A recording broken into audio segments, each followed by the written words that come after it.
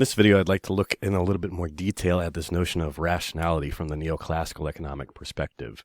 From this perspective, rational individuals want as much satisfaction as they can get from their scarce resources. We can think of those scarce resources as money, but that could also apply to something like your scarce time.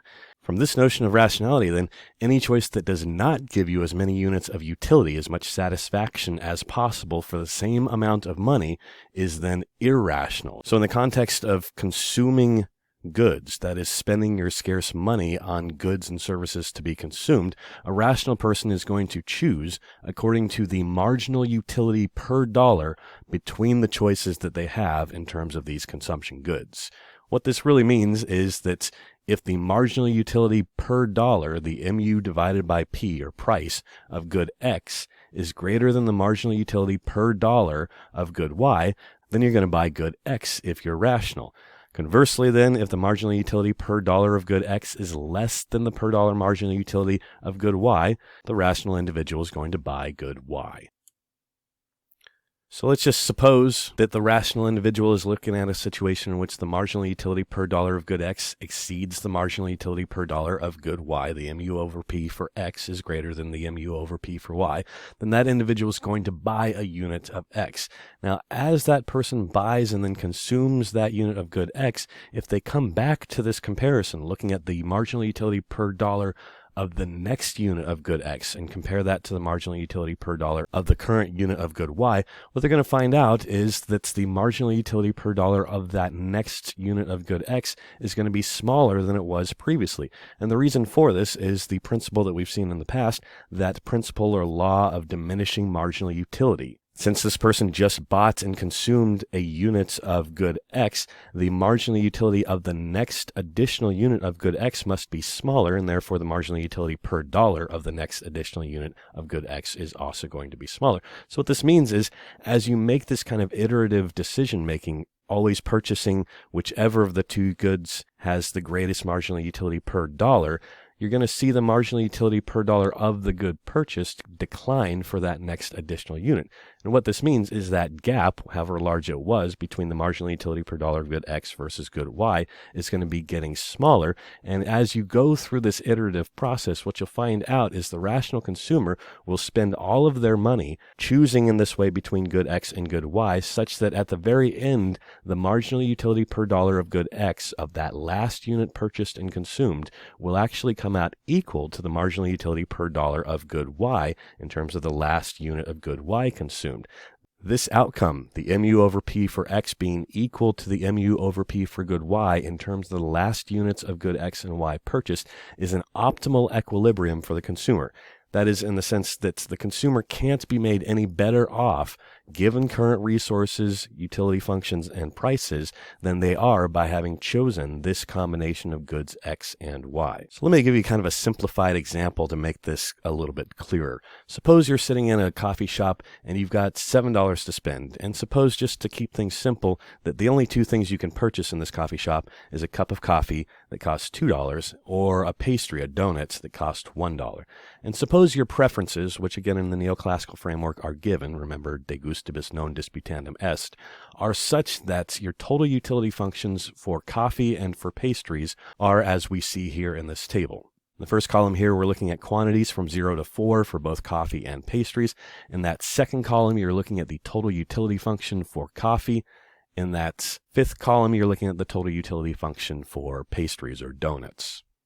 Now, from that information alone, you should be able to derive the marginal utility numbers for both coffee and pastry, as well as the marginal utility over price, the MU over P numbers for coffee and pastry. And I want you to pause the video and see if you can't derive those numbers from the information you're given here. If you made the calculations correctly, you should have come up with these numbers. Looking at coffee, the marginal utility for that first cup of coffee is 20, and you can derive that by looking at the increase in total utility from 0 cups of coffee to the first cup of coffee.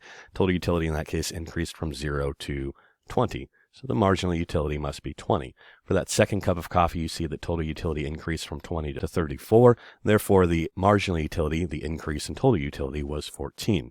For the third cup of coffee, total utility increased from 34 to 44, so the marginal utility for the third cup of coffee must have been 10. We can do this down the line for both coffee and pastries or donuts. Looking at the MU over P numbers then is an even simpler calculation. You're just going to take those marginal utility numbers and divide by the price. In the case of coffee, that means dividing by a price of $2. So the marginal utility per dollar of the first cup of coffee is 20 divided by 2, or 10. For the second cup of coffee, it's 14 divided by 2, or 7, and so on down the line. It's even easier for pastries because the price is $1, so the marginal utility and the marginal utility per dollar numbers are actually the same.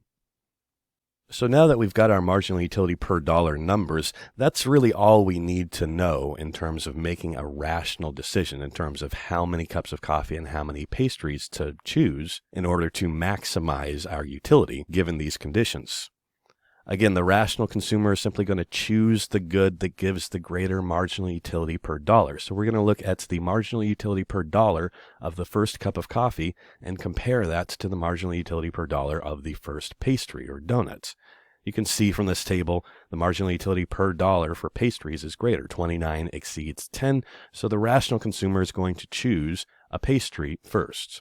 Now that pastry or donut's going to cost $1, which means this individual still has $6 left. For the sake of simplicity, we'll assume that it's irrational to save any money, so this person still needs to spend that other $6. The question becomes, which one to buy next, coffee or a pastry?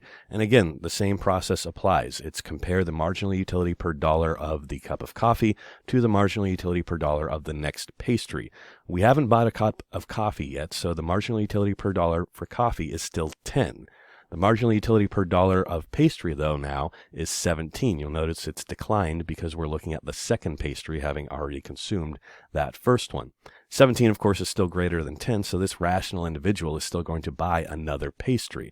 That's another $1 spent, which means there's $5 left. And again, the next question is what to buy, the first cup of coffee, or in this case now the third pastry. And in this instance, the marginal utility per dollar of that first cup of coffee, 10, exceeds the marginal utility per dollar of that third pastry, which is only 7, so the rational consumer is going to purchase a cup of coffee now.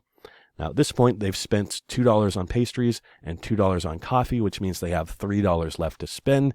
And we're going to see the marginal utility for the next cup of coffee, 7, is equal to the marginal utility for the next pastry, also 7. And this is actually how this exercise is always going to end up. The marginal utility per dollar of the next two things will always be equal. And you can think of this as just flipping a coin. So flip the coin, and let's say we purchase a cup of coffee, which costs $2, which means we have $1 left to spend.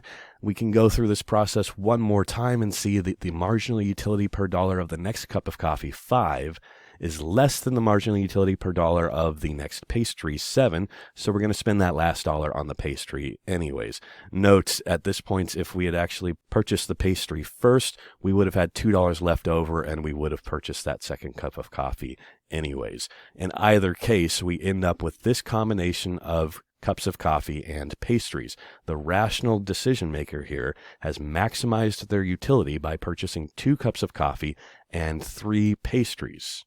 At this point, the person has spent all their money, and the other condition of utility maximization, that's the marginal utility per dollar of the last unit of coffee, is equal to the marginal utility per dollar of the last pastry, also holds. So we know that this person has maximized their utility by choosing in this way. And of course, this is a simplified example with just 2 goods to choose from, but the logic and really the underlying math of this model would apply to any number of goods and services that the consumer has to choose from. And in fact, neoclassical economists apply this to all decision making. So you could think of this same logic applying to all of the decisions that an individual will ever make in their lives. The same basic condition still applies, though, and that is if the consumer has chosen rationally between all of the different options they have available, then at the end, the marginal utility per dollar of the last units of each of those goods and services will have come out equal.